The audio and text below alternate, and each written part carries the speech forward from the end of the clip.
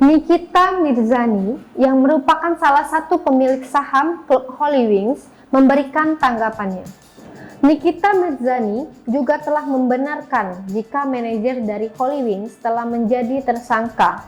Namun, dirinya tak mau ikut campur dengan urusan perusahaan itu.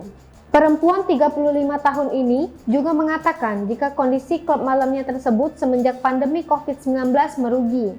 Lantaran klubnya tersebut harus tutup. Dirinya bahkan mengatakan jika hal tersebut merupakan resiko yang harus dialaminya. Bahkan, tak hanya klub Holywings saja yang merasakan kerugian. Nikita juga mengatakan jika usaha yang lainnya pun banyak mengalami kerugian.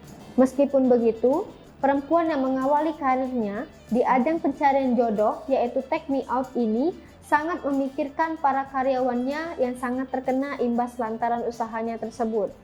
Meskipun begitu, semua karyawan yang terkena dampak dari pandemi ini akan dipindahkan ke outlet lainnya. Mereka akan disebar ke 30 cabang yang sekiranya masih aman untuk membuka hiburan malam.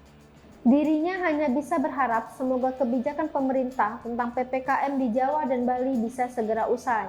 Dalam wawancara tersebut juga mengungkapkan penghasilan yang dimiliki oleh Nikita Mirzani. Dirinya juga menyebut jika sahamnya di Holywings hanya sebagai pekerjaan sampingan saja. Meski tak menyebutkan berapa penghasilannya, perempuan yang telah banyak memiliki usaha ini kabarnya memiliki kekayaan yang mencapai hampir 1 triliun rupiah.